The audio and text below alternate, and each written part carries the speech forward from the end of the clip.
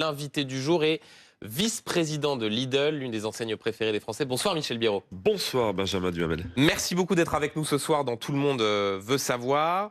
On va parler de la rentrée, bien sûr, du pouvoir d'achat, des fournitures scolaires. Ça intéresse ceux qui nous regardent, les parents, les enfants, mais pas que. De l'instabilité politique et de son impact sur le climat économique. Mais d'abord, on peut dire au fond que vos magasins, c'est un peu des thermomètres du moral des Français. Qu'est-ce que vous voyez, qu'est-ce que vous lisez de tout cela en cette rentrée?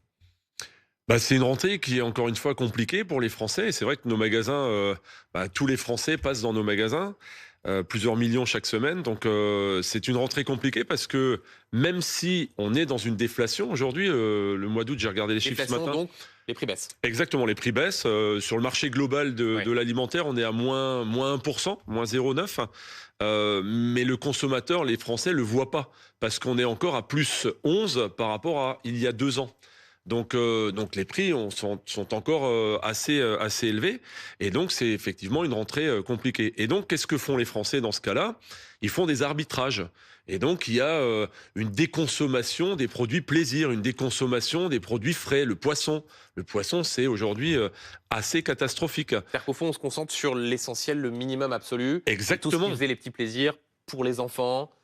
Sur Dans nos rayons, l'alimentaire, on oublie. Dans nos rayons non alimentaires, par Ouais. exemple, c'était l'achat plaisir, clairement. Aujourd'hui, l'achat plaisir, Ouais. il y est plus trop. Donc, pareil, ils vont plutôt aller sur des produits de conserve plutôt que sur de la viande fraîche, sur du steak haché plutôt que sur une entrecôte, etc., etc. Donc, ils font des arbitrages et ils font attention à leur porte-monnaie. Euh, Vous le disiez, l'inflation a largement ralenti. Je lisais une phrase intéressante ce matin, c'était dans les colonnes du Figaro, de votre collègue, homologue, PDG de Carrefour, Alexandre Bompard, qui avait cette phrase intéressante. Il disait que l'hyperinflation était un poison lent qu'elle avait laissé des traces. C'est-à-dire qu'au fond, même si les prix baissent, dans l'esprit des Français, il y a toujours cette idée que, presque une sorte de traumatisme des 2 ans qu'on a passés, où on avait une inflation à 2 chiffres. Et donc, même si ça baisse, non seulement ils ne le voient pas tout de suite, et puis ça a un impact aussi sur même leurs habitudes de consommation dans les mois qui viennent. Bien sûr, et ça va durer des mois encore. Et donc à nous, distributeurs, de leur redonner confiance en baissant les prix, en faisant le travail de négociation, des négociations sur les marques qui vont bientôt démarrer. Donc c'est à nous de faire le job pour leur redonner confiance et que la consommation reprenne. Quand on parle de déconsommation, faut que la consommation elle reparte dans le positif. Et donc nous, on se bat tous les jours pour baisser les prix, baisser les prix. Et quand je vous disais que la déflation sur le mois d'août, sur le seul mois d'août, était à moins 0,9, chez Lidl, elle est à moins 3, moins 4. Donc on essaye de baisser plus que nos concurrents pour dire aux consommateurs, c'est chez nous que c'est le plus intéressant. Michel Biérot, je le disais, on est à quelques jours de la rentrée des classes. Qui dit rentrée des classes dit fourniture scolaire, une question de pouvoir d'achat pour les parents. Et vous allez voir, ce n'est pas récent. Vous voyez la liste là? Elle est un peu... Faut chercher moins cher. Moi, c'est une règle plate graduée de 30 cm. Les cahiers, les stylos et tout, même les cartables et tout. Tout a augmenté en fait. Pour vous, comment se présente la rentrée scolaire? Je vous ai dit, pas trop bien, parce que tout coûte cher. Quand j'avais acheté des blouses il y a 2 ans, 50 francs, maintenant je les trouve à 70 francs les mêmes blouses. Il faut calculer, parce que chez les ouvriers, c'est toujours pareil, c'est toujours un peu compliqué, la question de rentrée scolaire. Des cahiers grands carreaux. Des pochettes transparentes. Des feuilles multicolores, en couleur.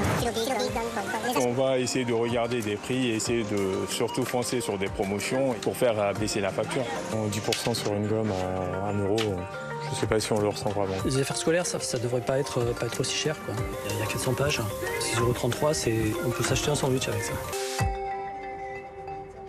Voilà, des images compilées avec un sourire par Yves Coin et Sophie Herbet. Alors, qu'est-ce que vous dites justement là, à ceux qui nous regardent, les parents qui sont en train de... Alors déjà, de suivre les recommandations, il faut trouver le bon A4, le petit cahier avec les spirales, et qui, surtout, se disent que c'est chaque année plus cher. Cette année, la tendance est un peu moins vraie. Dans vos magasins, qu'est-ce qu'on constate? Alors déjà, le petit dossier a été super bien fait. Les années passent et finalement, pas grand-chose change. Les fournitures scolaires, c'est une dépense contrainte. Chaque année, il faut acheter. On reçoit une liste de l'école. Il faut acheter les fournitures. Alors, par contre, on est en septembre, là. On est le 29 août. C'est fini pour nous.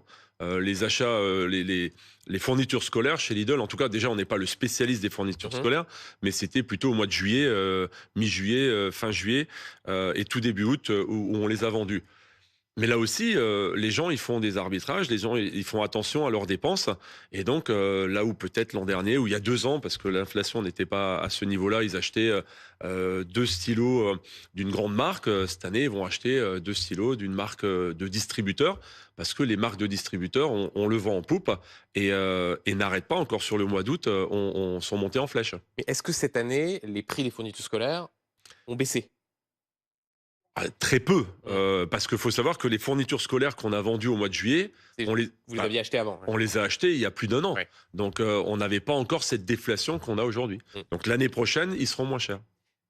Michel Biérot, qu'est-ce que est-ce que dans les mois qui viennent, dans les semaines qui viennent, je pense à ceux qui peut-être font leurs courses dans vos anciennes Lidl, qu'est-ce que vous avez prévu pour pour apporter ce coup de pouce aux Français, précisément, ces Français frappés par la déconsommation qui s'empêchent parfois ces achats plaisir? Est-ce qu'il y a des dispositifs à venir pour précisément leur donner un coup de pouce?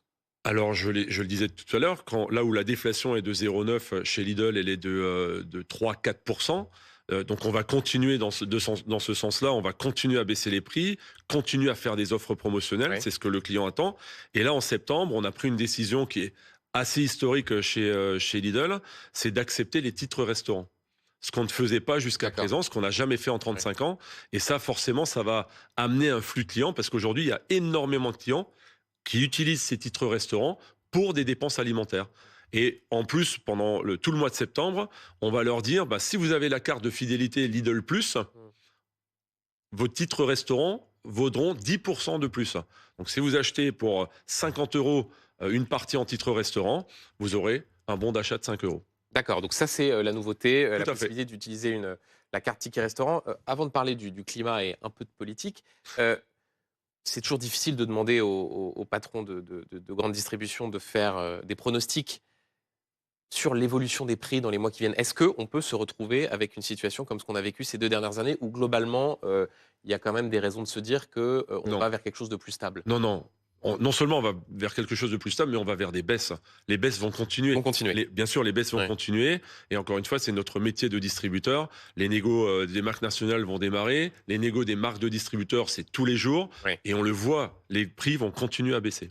Est-ce que vous êtes inquiet de l'instabilité politique? On avait la rentrée du MEDEF.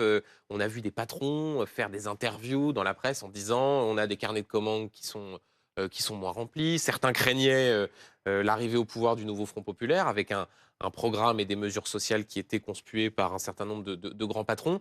Est-ce que cette instabilité politique-là, elle a un impact sur vos affaires? Non, alors elle n'a pas d'impact économique sur notre business. Par contre, effectivement, notre rôle aussi, et vous le savez, Lidl défend depuis des années le monde agricole. Là, par contre, il y a un problème. On sent un flottement total, il y a une espèce de flou artistique, on ne sait plus à qui s'adresser, on n'a plus de réponse quand on appelle dans les ministères, enfin c'est assez complexe. Et donc, moi, ça, c'est les effets concrets d'un gouvernement démissionnaire. C'est compliqué, et là où et encore une fois, peu importe, vous en avez parlé dans le sujet d'avant, peu importe qui sera demain Premier ministre, je ne suis pas politicien et je ne suis pas là pour commenter la politique. Par contre, qui que ce soit, nous on reviendra au charbon, parce que, rappelez-vous, en janvier, les agriculteurs étaient dans la rue pour manifester leur mécontentement. Le gouvernement précédent a pris des engagements, a fait des promesses. Il faut que le nouvel gouvernement soit dans la continuité, surtout pour tenir ses promesses et changer le cours des négociations aussi. Parce qu'on ne peut pas continuer comme ça. Il y a les questions agricoles, mais il y a aussi la question de la rémunération des salariés. Vous êtes chef d'entreprise, vice-président de Lidl. L'idée qui est dans le débat de passer le SMIC à 1 600 €. Est-ce que c'est une bonne chose pour améliorer le pouvoir d'achat des Français? Alors, non, bien sûr, je ne pense pas que ce soit une bonne chose. Vous vous rendez compte, le nombre d'entreprises qui demain mettent la clé sous la porte, si on passe du jour au lendemain le SMIC à 1 600 €, c'est juste pas possible. Alors nous, on travaille depuis des années main dans la main avec les partenaires sociaux et on essaye d'avancer. Et chaque année... petites entreprises peut-être, mais vous, chez Lidl, vous pourriez peut-être vous permettre... Non plus. Non, pas plus, non. On a 46 000 salariés. Aujourd'hui, on ne les paye pas au SMIC. On est déjà au-dessus du SMIC. Donc, on fait les efforts qu'il faut chaque année, encore une fois, en discussion avec les partenaires. Mais non, je pense que ça serait très dangereux. Très dangereux.